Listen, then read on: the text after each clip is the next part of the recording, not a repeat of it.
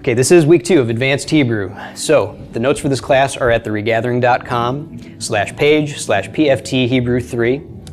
And if you're looking for beginning Hebrew or intermediate Hebrew, those classes are recorded in their entirety, and you can find them on YouTube at the Passion for Truth video channel. Go to those, and in those classes I give you the links to the notes for those classes as well. So, beginning Hebrew goes through the entire alphabet, and intermediate Hebrew goes through the beginnings of grammar, and advanced Hebrew is going to the next stage of grammar. So that's where we are now. All right. So today we're going to be talking about a couple different things. One of them is one of the most significant topics in the Hebrew language, and it's called the sign of the accusative. Now, this is not a courtroom term.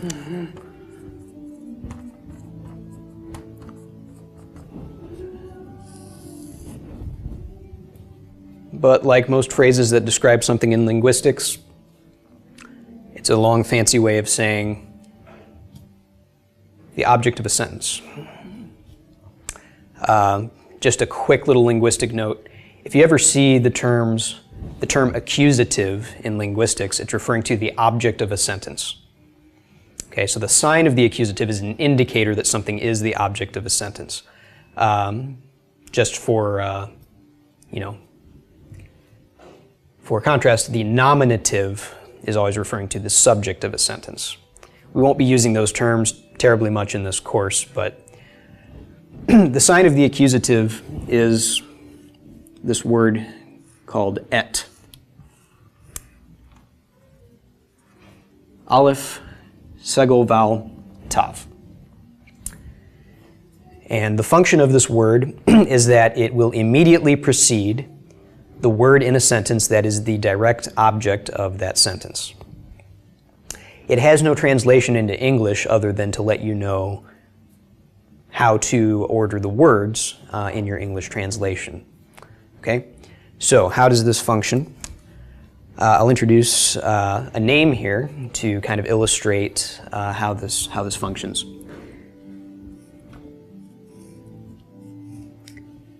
Okay, Yonah. Yonah is a Hebrew word that means dove. It's also the name of Jonah, the prophet.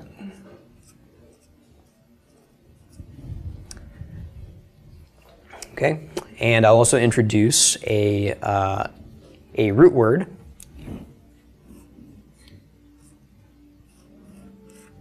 Okay, Aleph, Kaf, Lamed. Aleph, Kaf, Lamed means to eat. All right, so if we hail back to last week's lesson on the active participle, which can be used as the present tense, let's say we wanted to say, Jonah is eating. Okay? Now, Jonah is a masculine singular noun. So following the pattern that's on the sheets from last week, we would use the masculine singular form. Okay? So we've got our first radical, Aleph. After the first radical comes our cholam vowel. Second radical, Tzera vowel, and third radical. Okay, so if you follow along with the notes from last week, see the pattern: first radical, cholam; second radical, Tzera; third radical. Okay, ochel. Okay, he is eating or is eating. Okay, so Yonah is eating. Now we could just say that as its own sentence, but we wouldn't know what he was eating. So let's add an object to this sentence.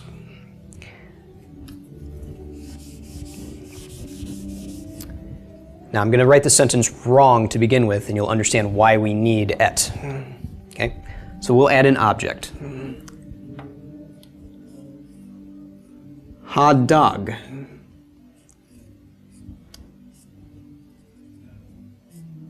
Okay, Jonah is eating the fish, right? Dog is fish. We're adding the definite article to dog. So Yona ochel hadag. Jonah is eating the fish. Now in English, this is exactly how we would write this. Jonah is eating the fish.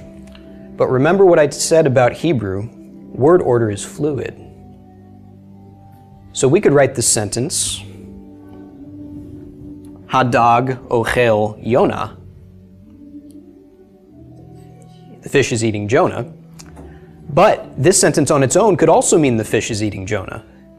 How do we know that Yona is the subject if the word order can be in any order? We don't know. And that is where et comes into play. If we put et in front of the object, now all of a sudden we know which is the subject and which is the object of the sentence. So if we wish to say that Jonah is eating the fish, we put an et before fish. Yona ochel et hadag. So now we know that Jonah is eating the fish instead of the fish eating Jonah. And of course, we know that that is an option. There's all kinds of sentences we can construct where it would be absurd to reverse the subject and the object. Okay, where it doesn't make any sense, but if we're talking about Jonah and a fish, well, how do we know which way that's going to go? Okay. On the other hand, if we wish to follow the biblical narrative and say that the fish is eating Jonah, we could simply put the et in front of Yona. Okay, et Yona ochel hadag, the fish is eating Jonah. Okay, and again, these can appear in any order. We could say ochel et Yona hadag. We could say et Yona hadag ochel. The most common way that we'll see this written, though, and again, any order is fine, any order is correct, but kind of the default standard way that a sentence would be written would be like this. Verb first. Okay, ochel, okay, is eating. Then the subject. So in this particular sentence, the subject is the fish. So hadag.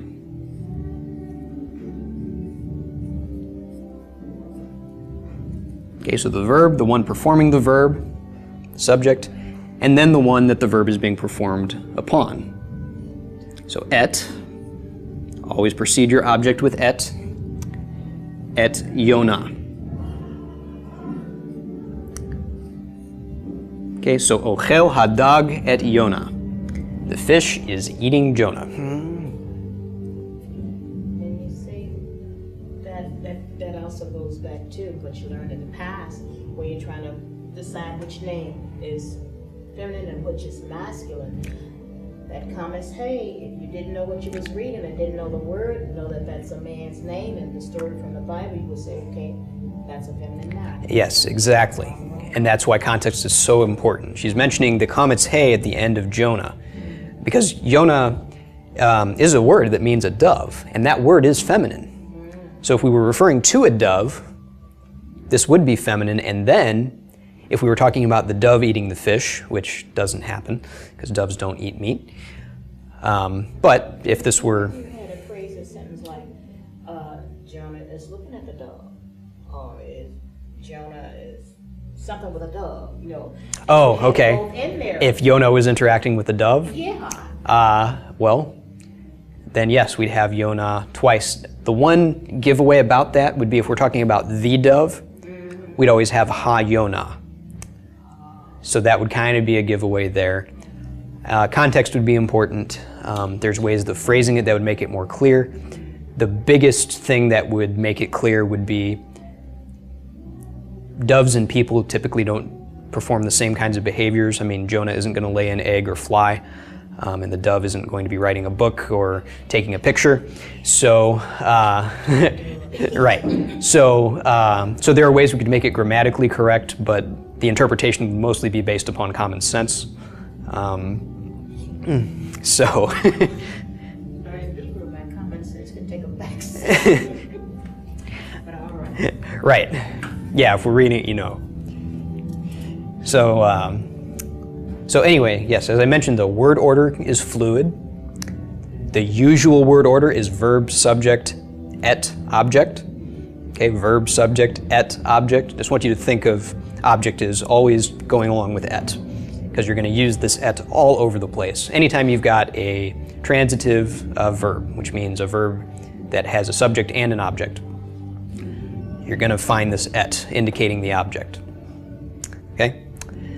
Another thing worth noting is that no matter that the object's gender and number don't affect the verb.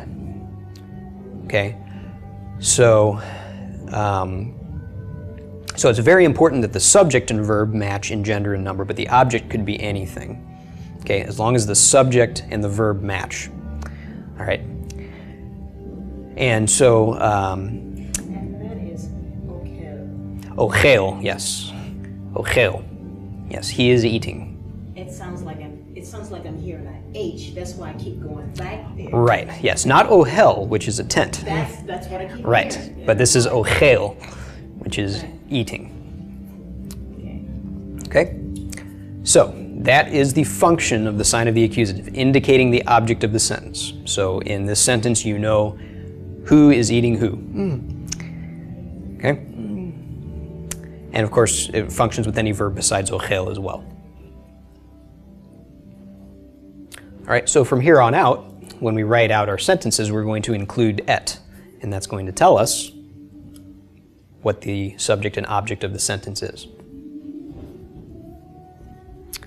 One other thing worth noting is that it is important to use a segul with your et.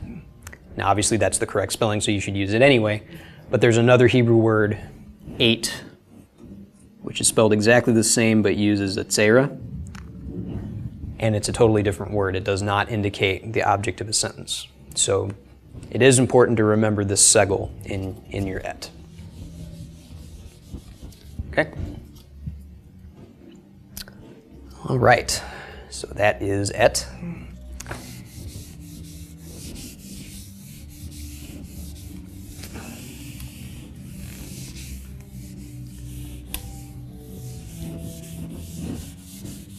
All right, in your notes for this week, last week I had a page that's titled The Verb up top, and it had an error in it. So I've given you the corrected one. I misspelled the word for verb, so you can shred that other one or make it into a paper airplane or something. And so that one is correct. It's correct online. It has been for a while, so no need to worry there. But it is important. That's a great segue for me to talk about why it's important that I spell verb correctly. Verbs are categorized, or I should rather say that roots, Hebrew root words, are categorized according to which letters they have in which positions. So a root is 3 letters, and these 3 letters,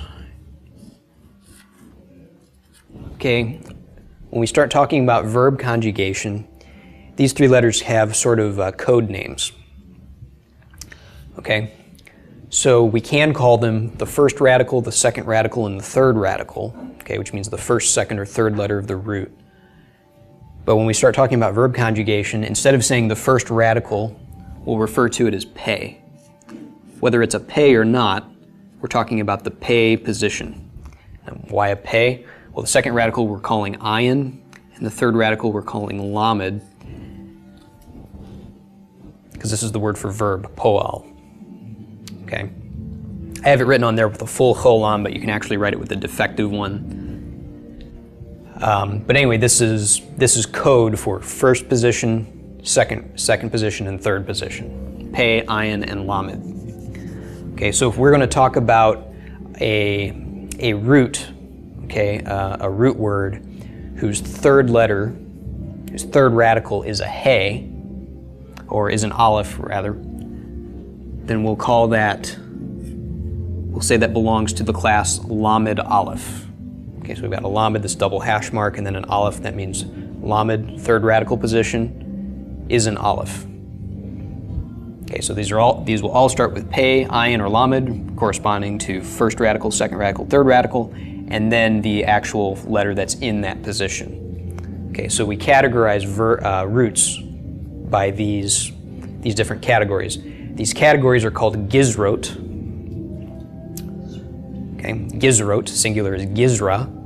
Okay, so a root that has an aleph in the third position is said to belong to the gizra lamed aleph. Okay, and so you'll get used to this terminology as we go along. We're going to use it quite a bit. Now, why do we categorize things this way? Well, because when we're conjugating these verbs, like I gave the conjugation of the active participle last week, the present tense, okay, so ochel, according to that pattern, we've got ochel doesn't belong to any special gizra, okay, so we've got ochel, ochelet for the feminine singular. Okay, masculine plural becomes ochlim, and feminine plural ochlot.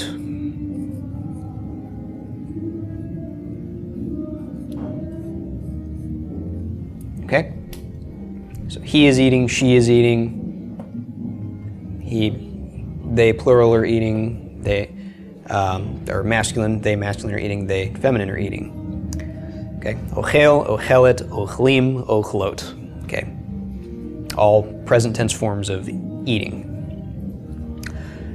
Okay, so for, that pattern I gave last week applies to any verb that doesn't fall into a special gizra. Okay, but one of the special gizrot is lamed aleph. Okay, so I'll introduce another root here. This is a kuf, resh, aleph. Right, and this root can mean two different things. It can mean to call, and it can also mean to read. Kind of in the sense of read aloud.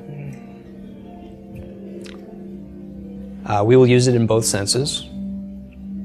But you'll notice that the third radical, the lamed radical, is an aleph letter. So this belongs to the gizra lamed aleph. All right? And the pattern for lamed aleph is a little bit different.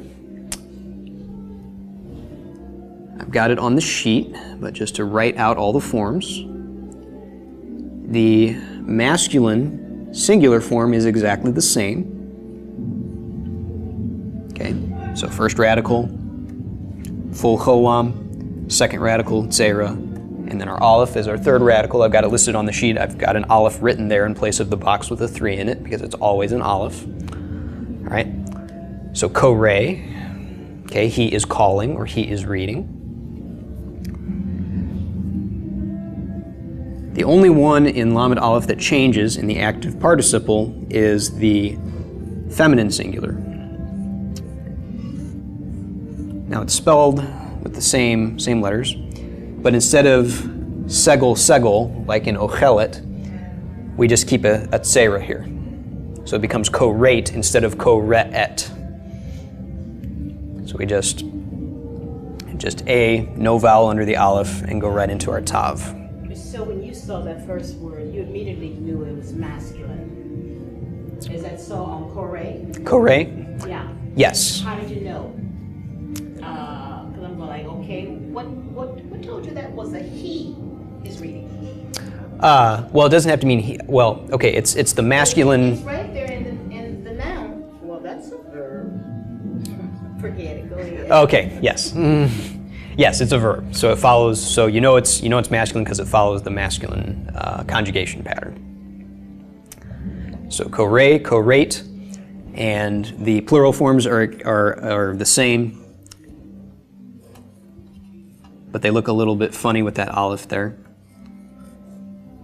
Okay. Kor'im. Kor'im, so just like ochlim, but kor'im. You've got that kind of awkward little pause because of the aleph there. And kor'ot.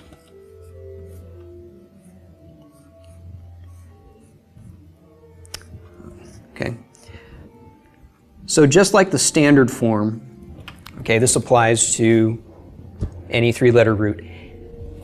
Any root whose third letter is an aleph will follow this pattern for the active participle, okay? And it's just one tiny little change in this case, okay, for this particular gizra. It's just the feminine singular. Okay, instead of it's just a. You made two changes, and I'm going like, how would I know that? The saray went from a saray to a shabbat, and then you added an extra hold-on in there, and I'm going like, okay. Yeah, but the pattern here is identical to the pattern here. So it hasn't, for the feminine plural, it's the same whether it's lamed aleph or just a regular form. Hey, you throw away tops. If you're trying to get the femininity, you want oat in it. Right. For the active participle, for the present tense, that's the verb form. And again, we're talking all about verbs. All about verbs. Okay? But anyway, so the pattern is slightly different for lamed aleph gizra than for others. Okay? So, I introduced two lamed aleph roots. One is kuf resh aleph, which means to call or to read. The other is beit resh aleph,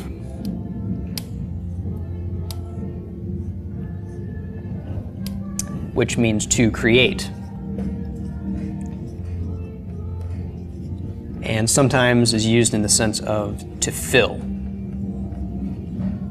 Or many would argue that to fill is actually the original sense, and that to create, that's kind of the idea, is to fill something that's empty. Because back what Ben was saying, God created, but then he told us to feel, because it was already created, it was just kind of empty. Yeah, and there's a difference between to create and to make. And to make is kind of the idea that the substance is already there for you to make something with, but to create is to put the substance there so you can make something out of it. So this gets into theological ideas like creation from nothing, and this is the word that definitely would be used for that idea, okay, as opposed to make. Okay, so this would follow the same pattern as this, okay, so it'd be bo-re, bo-rate, bor-im, bor-ot. You usually find it in the singular in the scriptures because usually God is the one described as creating. It is used to apply to others as well, but in those senses it usually doesn't mean to create. It's usually a kind of parallel idea to fill. Actually, in one sense it means to cut down. And I'm still not totally sure why it means that in that case, but whatever the case, so we've got to call and to create. Okay, and these are our two lamed aleph, okay, roots that begin that belong to the gizra lamed aleph. Okay, and they will follow this pattern, while other verbs will follow this one. All right. Another gizra that I wanted to point out today is gizra lamed hey.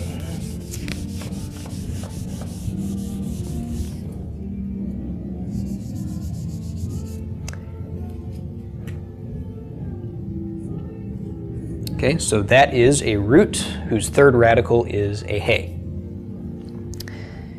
And I've included a couple of those this week as well. Beit nun hey means to build.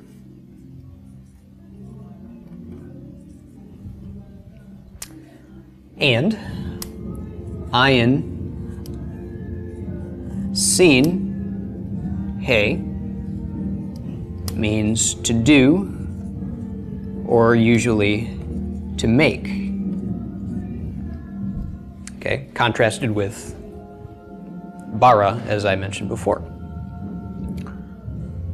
Now, the pattern for Lamed Hey is actually significantly different than these two. I've got the pattern there, but we will go ahead and conjugate to build with the active participle.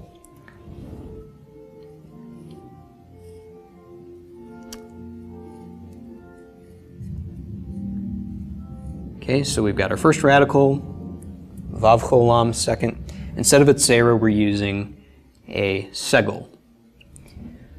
Okay, so boneh. So this is the masculine singular form, so if we wish to say Adam is building, Adam boneh, or boneh Adam. Okay? Feminine singular.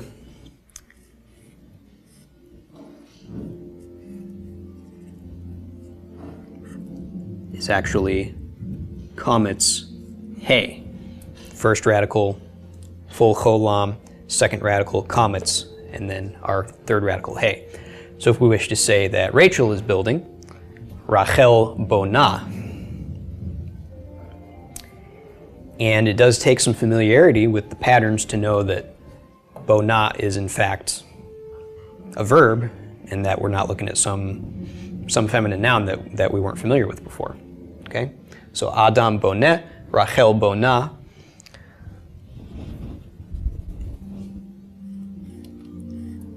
And the masculine plural.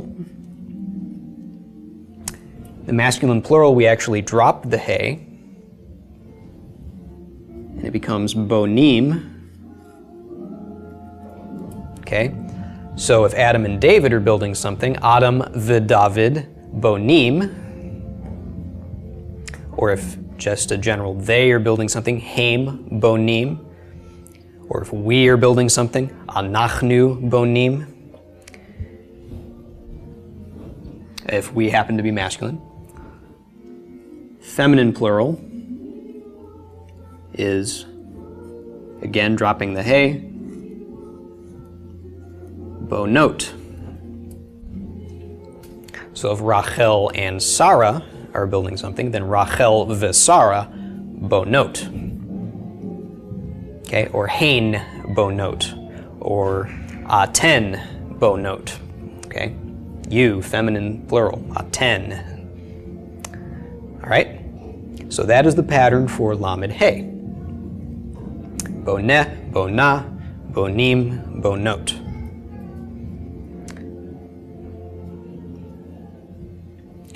All right, so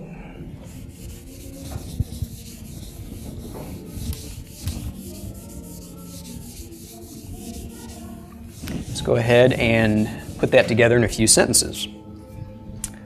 All right.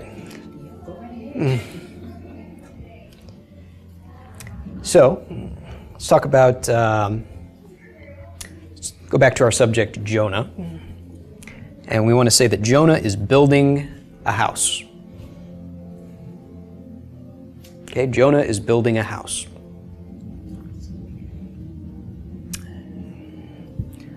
All right. So we don't have to write it in this particular order, but I will.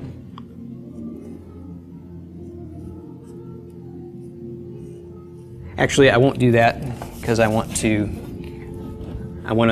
walk you through the process of putting this together. Okay, so we've got our subject, Jonah. He's the one doing the building. All right, and Jonah we happen to know is masculine and singular. Okay, so we know our root for to build, Beit Nun He. We say, okay, this is present tense. He is building, not he has built or not he will build, but right now he's building. He's masculine and singular, so we need the masculine singular present tense form. Okay, there it is. We know we have to use our Lamed He pattern because it's got a He as its third radical. Okay, so far all you got to remember is anything, then last radical is an aleph, last radical is a He. And there's a limited number of these gizrot. It's not like every single letter in every single position has one of these. There's a limited number, so those are the ones you have to look out for.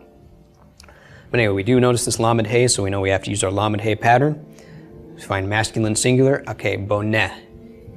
Okay, so Yonah, boneh. All right, and what is he building? Well, he's building a house.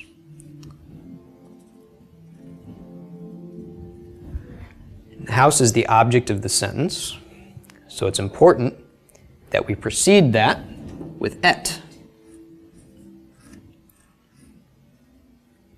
Because otherwise, we could translate this sentence to mean the house is building Jonah, which wouldn't make any sense at all, but it's still grammatically unclear what you're saying. And then, of course, is he building a house or is he building the house is a question, but if he's just building just a house, not a particular house, we can say et bayit. Okay, so Jonah is building a house. More often you'll find the definite article after et, but you don't have to. But usually you will.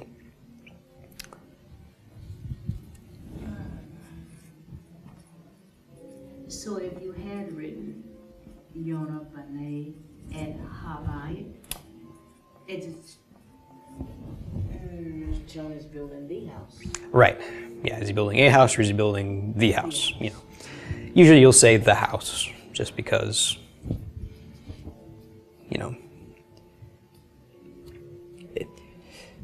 it's a little weird to just offhand be talking about the fact that Jonah is building a house. You're usually kind of focusing in on the house. So, so Jonah is building a house. How about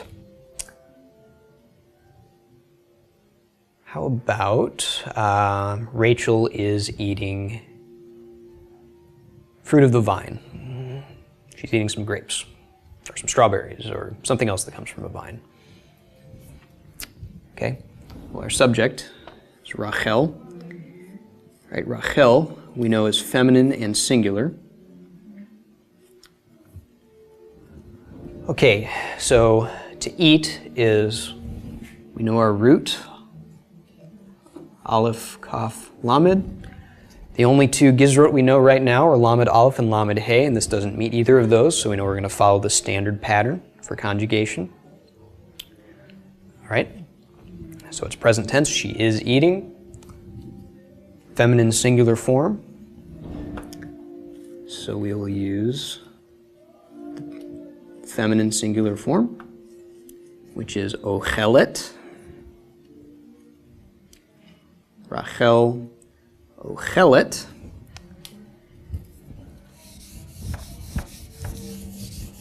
All right, our object, we know we need to proceed with et.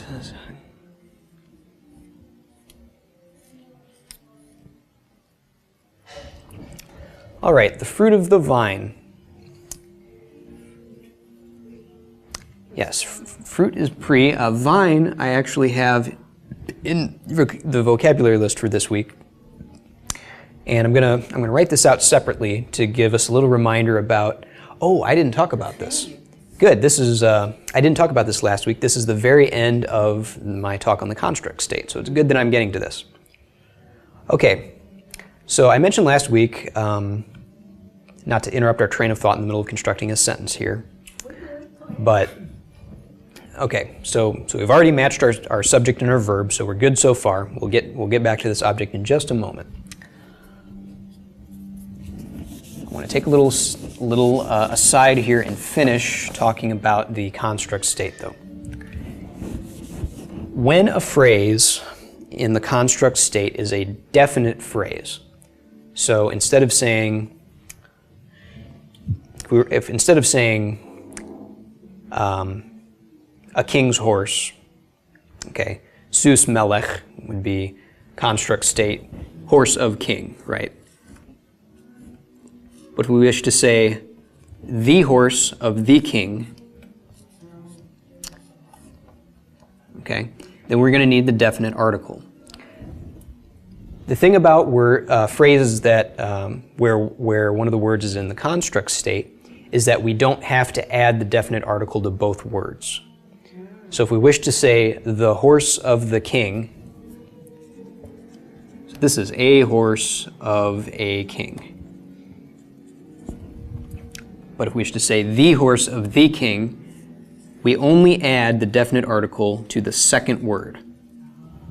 So it becomes sus hamelech.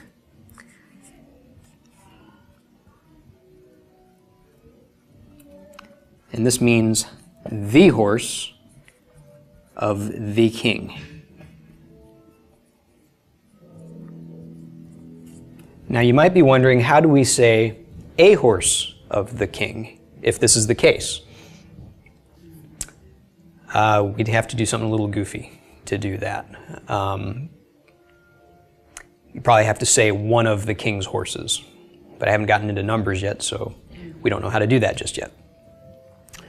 But anyway, when we're using the construct state, the second word is the one that will take the definite article if it's a definite phrase.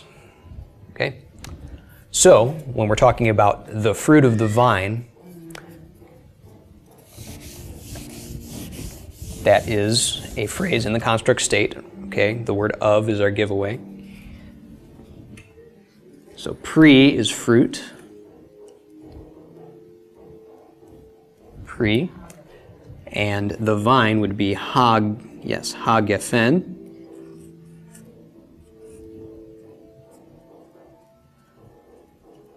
Okay, so pre ha-gefen is the fruit of the vine.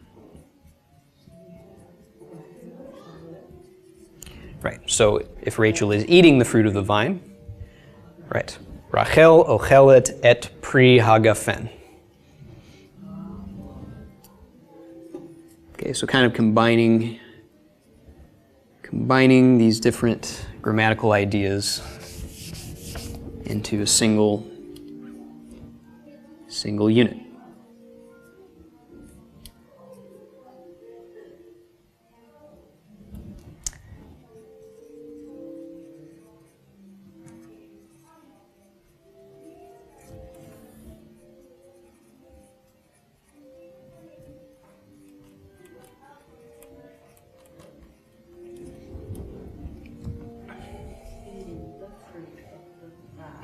Right. And this pre-hagafen you may recognize as part of the blessing for wine.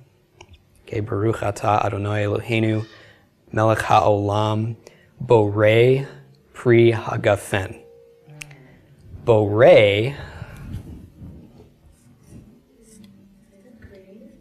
is indeed present tense masculine singular create. Okay, so it's who creates the fruit of the vine.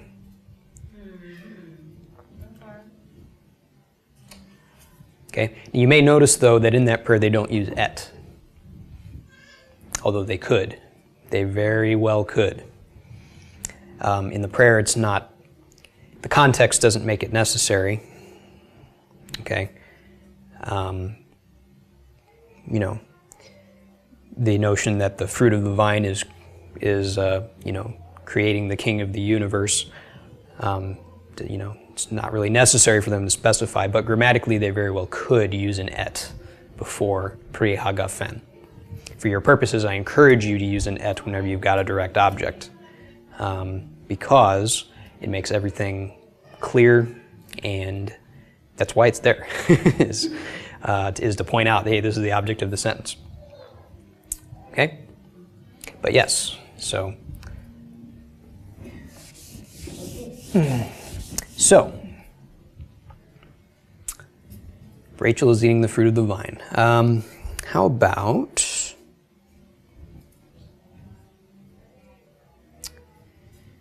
well,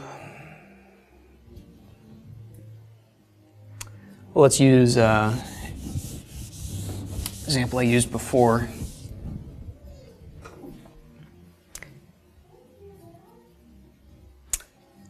Adam and David are building a house. Okay? We've got Adam and David, so and our prefix vav.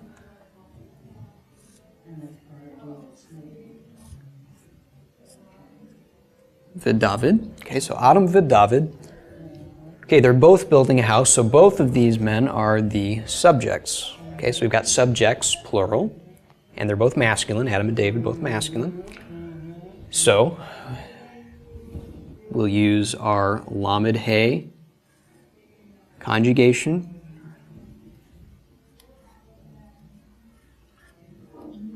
And that, the masculine plural turns out to be bonim. Okay, Adam vid David bonim.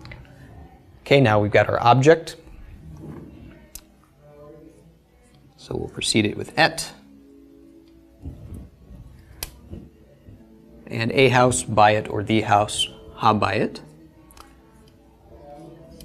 I'll just say the house just for fun.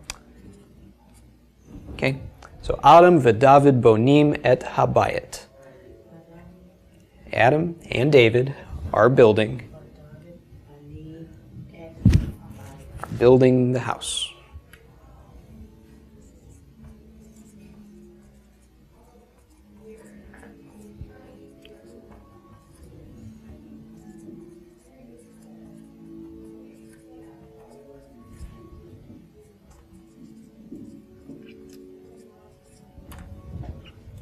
And they'll probably get it done faster than Jonah, who's building it by himself.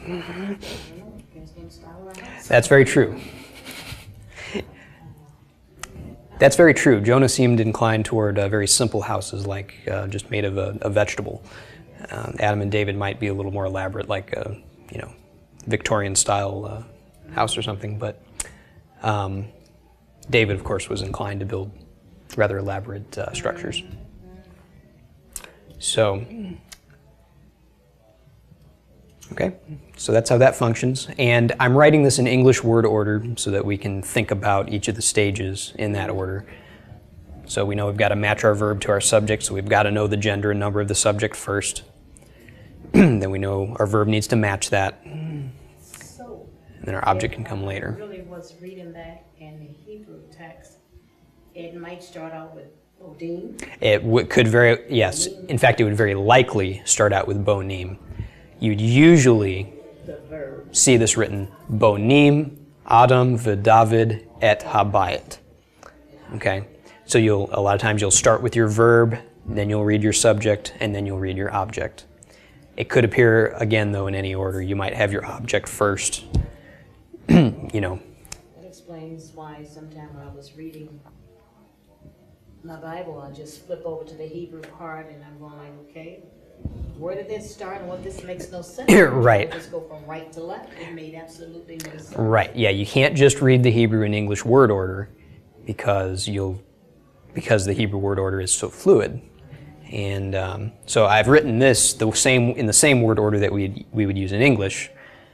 But that just kind of helps you see, okay, we are matching the verb with the subject, and then we've always got our et in front of the object. But yeah, the way you think about a sentence is a little different in Hebrew. I mean, it's the same components as any English sentence, but since they can be ordered different, and because word order doesn't affect the actual meaning, the main meaning of the sentence, it takes a little bit of rearranging in our brain as we're reading it. Because in English, the first thing you're thinking about is the first thing you say, which is the subject of the sentence. But in Hebrew, the usual word order, the first thing you're thinking about is the action that's being undertaken. So that's good. So it's the action, then it's who doing the action, and what are they doing at the end? Is that the yeah, and who is the action being done to? Okay. And then of course it can get really involved when we start adding prepositional phrases. Okay, and we've already covered some of those, but we haven't put them all together in a sentence just yet.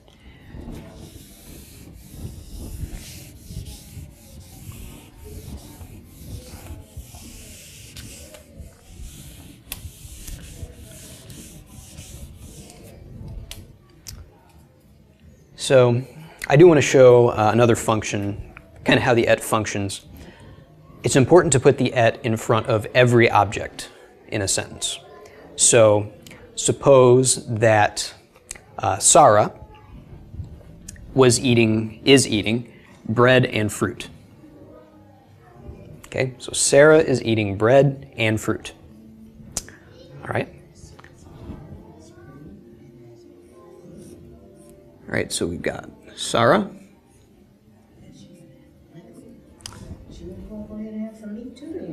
She can eat any number of things. She can have a whole meal out of this. Okay? Okay, feminine singular form is ochelet. Okay, so Sarah is eating. Okay. Et pri, that's right. Et basar. She's eating fruit and bread. So we need to add our and prefix, which is a vav. The vav precedes the et. Okay. Okay? So va'et lechem.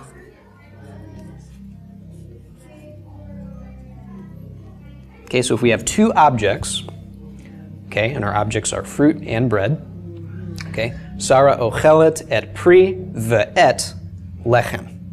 Okay, so she's eating fruit and object bread. Okay, so that's where you'll find that vav is in front of the et when you've got multiple objects. And when we had multiple subjects, of course, you just affix it directly to the subject because there's no need to point out what's the subject. Okay, that's what the et's for, is pointing out the object. So you do want to, when you've got ands, you know, adding objects to a sentence, that and will come in front of et. So,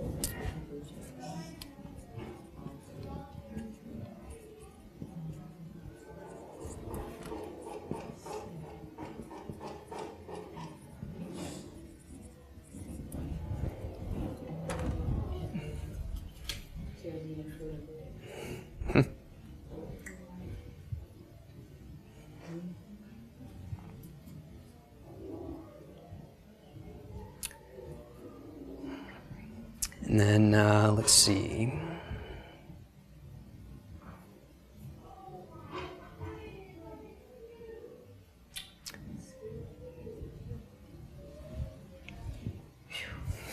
Yeah, it's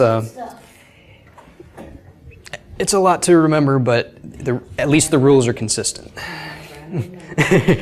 repetition and it starts to sink in. Yep.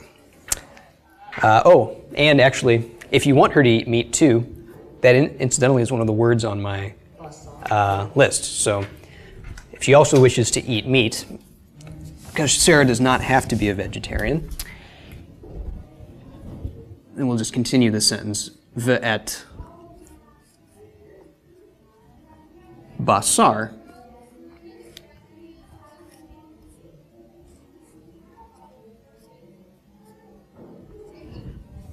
okay, fruit and bread and meat. And we could continue this indefinitely, depending on how hungry Sarah is. Well, she's got a whole meal. Only thing she's missing is a beverage. Yeah, we could also say, and she's drinking water or wine or something. But yes. And basar, I'll just make a note of this. Basar, you'll find, especially in the King James, translated as flesh.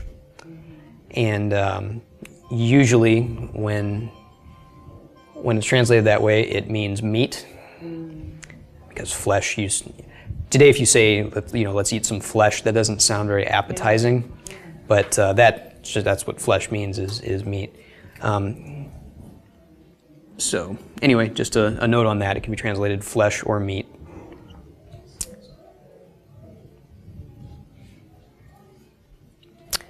And all right. Well, any other questions about the sign of the accusative, also known as et, or about Lamed Aleph, Lamed Hey conjugation, construct state, or Complicated. Just turn that sentence around to how you would see it in a Hebrew text. right. And I do encourage memorization of some of the simple forms of verb conjugation, like the very first form I gave of the active participle. Okay, ochel, ochelet, ochlim, ochlot. Okay, he is eating, she is eating, they are eating, they are eating. I do encourage memorization of those. When it gets into really complicated conjugations later, like when we get into the past tense, the future tense, and the imperative and all that kind of stuff, they're going to appear in charts. And so when you wish to conjugate a verb a certain way, you'll refer to that chart. Okay, say, okay, this is, Gizra Lamed Aleph, and I want to say the past tense feminine singular. Okay, you just refer to that chart, line up all your grids, and go, okay, that's the form that I want to use. So, and over time, if you study it over and over, you'll start to memorize those. But there's a lot of them, and so knowing how to use the chart, is very important. It's just like knowing how to use a dictionary. You don't have to have the meaning of every single English word memorized, as long as you know how to use a dictionary. So, anyway. So, Ani Ohelet Tapua. You're going to eat an apple. Very good. She said, Ani ochelet tapuach, which means I am eating an apple. And that's exactly correct. So, all right. Well, very good. Thanks for watching. We'll see you next week. Shalom.